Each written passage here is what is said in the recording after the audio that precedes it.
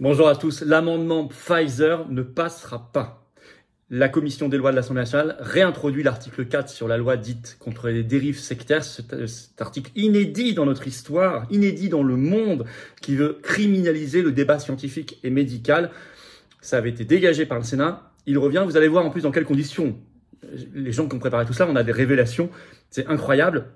Et les critiques qui se sont précisées, je vais vous en parler également. On va revenir évidemment sur la gravité et les conséquences de cet article. Ça doit être étudié la semaine prochaine à l'Assemblée nationale en plénière. On lance immédiatement une pétition nationale que vous trouverez en lien sous la vidéo en description. Alors là, pour faire pression sur les députés, parce que certains hésitent. Certains ont dit on votera contre, mais certains hésitent. Donc, ils ne vont plus hésiter. Il faut signer et relayer. Elle est sous la vidéo en description. Vous avez quelques jours là. Signez, partagez-la sur tous vos réseaux sociaux, envoyez-la à vos amis. Il faut que ce soit massif, massif, massif. C'est très grave. Je vous explique ce qui se passe et les nouveautés sur cette affaire. J'avais fait une vidéo pour alerter la première fois. Ça avait fonctionné grâce à la mobilisation des résistants. On avait fait dégager ça par le Sénat. Comme quoi, la résistance, ça paye. Toute action paye. Voilà. Donc, partagez, s'il vous plaît, la vidéo. Elle est importante, très importante. Il y a plein de révélations en plus là-dedans sur les préparations de cette loi. Et puis, abonnez-vous, réabonnez-vous à cette chaîne YouTube en cliquant sur le petit bouton s'abonner. En dessous, c'est un petit clic, c'est gratuit. Ça y est, vous êtes abonné à la chaîne. Et ça vous a juste pris un clic. Réabonner si YouTube vous a désabonné, ce qui peut arriver, à vous de vérifier. Et plus vous êtes abonné, plus les vidéos seront recommandées. On en a bien besoin et plus elles vont circuler, plus elles vont toucher de nouvelles personnes qui vont nous découvrir. Donc grand merci à vous pour cette action d'abonnement. Par ailleurs, on se retrouve, vous savez, le samedi 24 février, Paris, grand rassemblement Libérer Assange, Julian Assange, très important, il y a plein d'actualités en ce moment très importantes sur lui, on suit ça de près. Et nous, on se réunit devant son ambassade d'Australie, 4 rue Jean Rey à Paris, samedi 24 février, 15 h. Il y aura des intervenants, des lanceurs d'alerte, comme des médecins poursuivis par le Conseil de l'Ordre par ailleurs, parce que c'est la même problématique de la liberté d'expression. Je vous attends très nombreux. Et le 29 février, jeudi soir, 19 h, je suis à Agen en grande réunion publique. C'est ouvert à tous, adhérents comme non-adhérents, évidemment. Il faut s'inscrire, c'est bien préférable. Il y a un petit lien d'inscription pour Agen sous la vidéo en description. On y va. Alors, l'Assemblée nationale veut faire repasser l'incroyable, scandaleux, ce que j'appelle amendement de Pfizer. On peut l'appeler aussi amendement anti-Raoult, même si c'est un peu plus large. Mais en fait, pourquoi je dis amendement de Pfizer, cet article 4, parce que il vise à donner tout pouvoir à Big Pharma. Notamment le pouvoir de contrôler le débat scientifique et médical, ce qui est la clé de la clé de la clé. On va y revenir. Un cas unique au monde de censure, ils craignent l'explosion de vérité. Évidemment, ça revient dans un contexte où encore plus qu'en décembre dernier, quand c'est arrivé au Sénat, il y a encore eu de nouvelles révélations, de nouvelles informations qui sont sorties. Le procès qui est actuellement en cours au Texas sur Pfizer, enfin, il y a beaucoup de choses. Donc en réalité, ils veulent vraiment plus que jamais brider le débat scientifique et médical parce qu'ils ont peur. Alors, retour de l'article 4. Article 4 de quoi? D'un projet de loi dit de lutte contre les dérives sectaires qui a été adopté. Donc cet article 4 a été adopté le 7 février dernier. C'est tout récent à la commission des lois à l'Assemblée nationale. Maintenant, il doit arriver en plénière dans l'hémicycle. On va y revenir.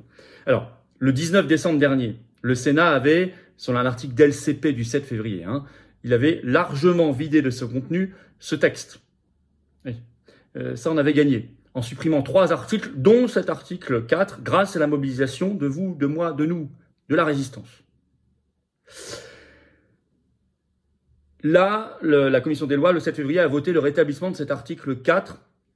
Allez voir ma vidéo complète sur le sujet en décembre dernier, mais je vais vous lire un extrait de cet article de LCP. Voilà.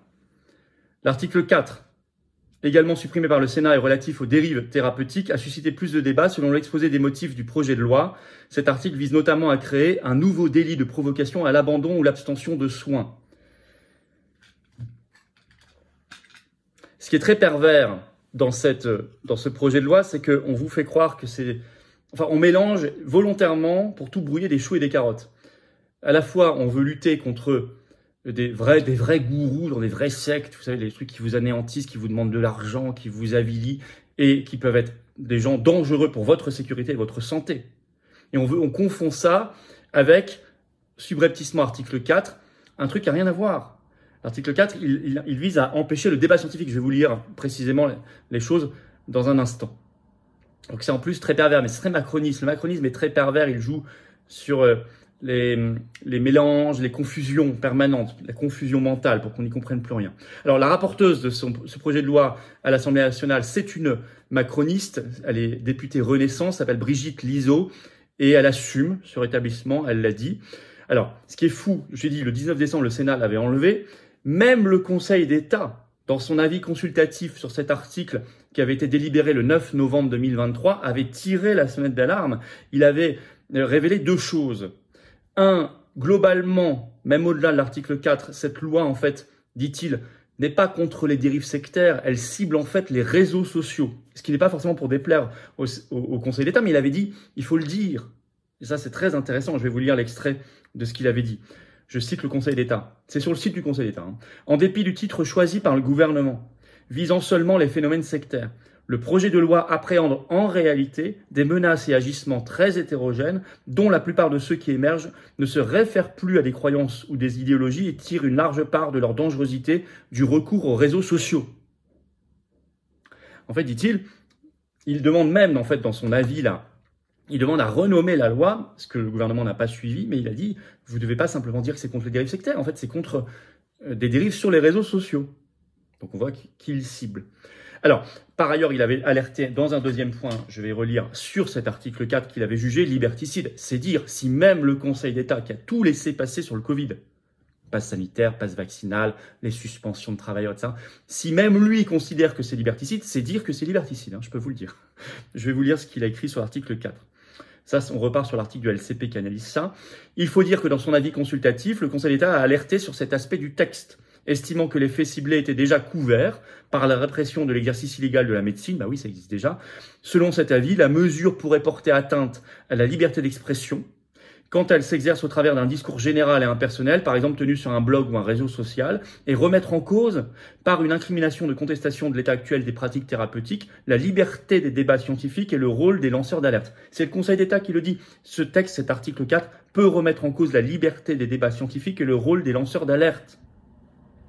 Pas pour rien aussi qu'on parle d'Assange maintenant et qu'on se réunit pour lui le 24 février, c'est aussi ce contexte de l'article 4, lanceur d'alerte. C'est le Conseil d'État qui sait dire, qui l'écrit. Alors, la rapporteuse macroniste a promis, lors de l'examen en séance la semaine prochaine, en fait ça arrive le mardi 13 et le mercredi 14 février, c'est pour ça qu'il faut se dépêcher, de travailler sur une rédaction affinée. Oui, mais pour l'instant, elle a fait voter cette rédaction-là en commission des lois. Donc ça, c'est un engagement, une promesse verbale.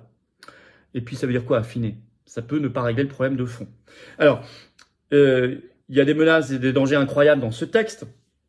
D'abord, il punit, je cite, d'1 an d'emprisonnement et de 15 000 € d'amende tous ceux, en fait, qui ne feraient pas la promotion d'une thérapeutique curative ou préventive qui est reconnue officiellement, par exemple par le gouvernement, en l'état des connaissances médicales. En l'état des connaissances médicales. Je vous lis exactement une partie de cet article 4. Je cite. Est puni d'1 an d'emprisonnement et de 15 000 € d'amende la provocation à abandonner ou à s'abstenir de suivre un traitement médical thérapeutique ou prophylactique lorsque cet abandon ou cette abstention est présenté comme bénéfique pour la santé des personnes visées alors qu'il est en l'état des connaissances médicales manifestement susceptible d'entraîner pour elles, compte tenu de la pathologie dont elles sont atteintes, des conséquences graves pour leur santé physique ou psychique. C'est ça.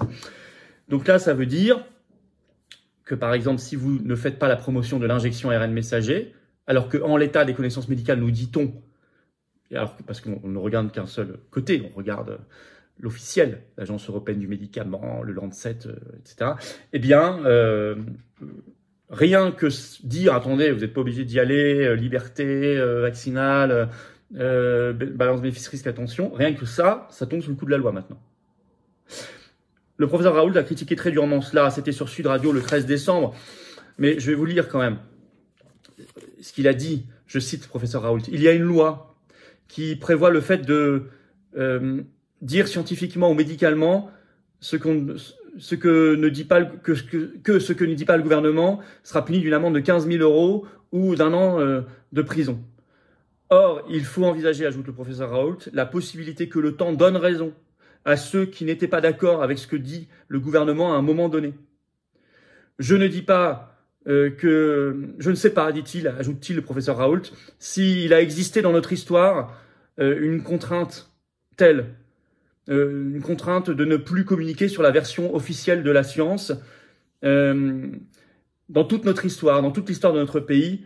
Je ne crois pas, dit-il, que ça existait déjà, dit le professeur Raoult, et il ajoute, on est arrivé là à un degré de dictature qui est invraisemblable. Et il ajoute, ça a existé dans les pays communistes sous Staline. un degré de dictature invraisemblable.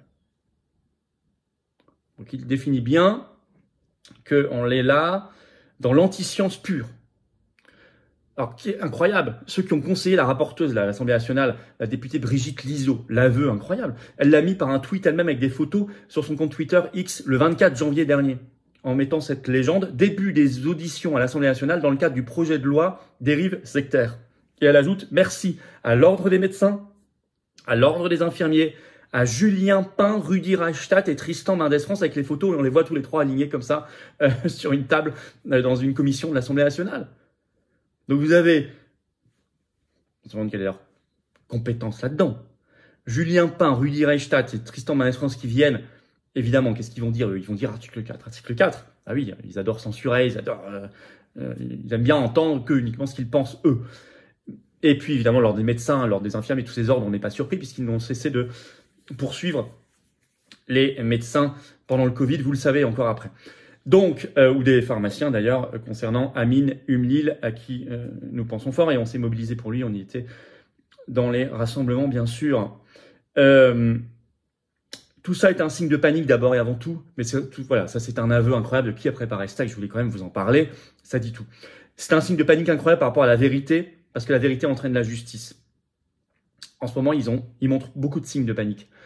Comme cette tribune publiée dans l'Express il y a quelques jours des médecins de plateau télé qui demandent à punir et à censurer sur les réseaux sociaux, ceux qui feraient de la désinformation médicale. C'est un signe de panique, ils n'ont plus d'arguments. Il faut quand même, derrière tout ça, cet article 4 et tout le reste, il faut des enquêtes sérieuses, nécessaires, sur les conflits d'intérêts, voire la corruption. Parce qu'on n'est pas que dans l'idéologie, attention, ce ne sont pas que des gens qui sont, je ne parle pas de tous en général, là, mais il y a certaines personnes qui ne sont pas simplement dans un combat idéologique parce qu'ils croient sincèrement à Big Pharma. Il y en a sûrement qui sont à ce niveau d'endoctrinement, c'est tout à fait possible. C'est peut-être eux d'ailleurs qui devraient sortir de la secte. Et c'est peut-être contre eux qu'on devrait envisager de lutter contre les dérives sectaires. La première secte, c'est peut-être le covidisme et tout ce système. Et le macronisme notamment. Mais au-delà de ça, attendez, il y a aussi beaucoup qui ont des intérêts sonnants et trébuchants là-dedans, hein.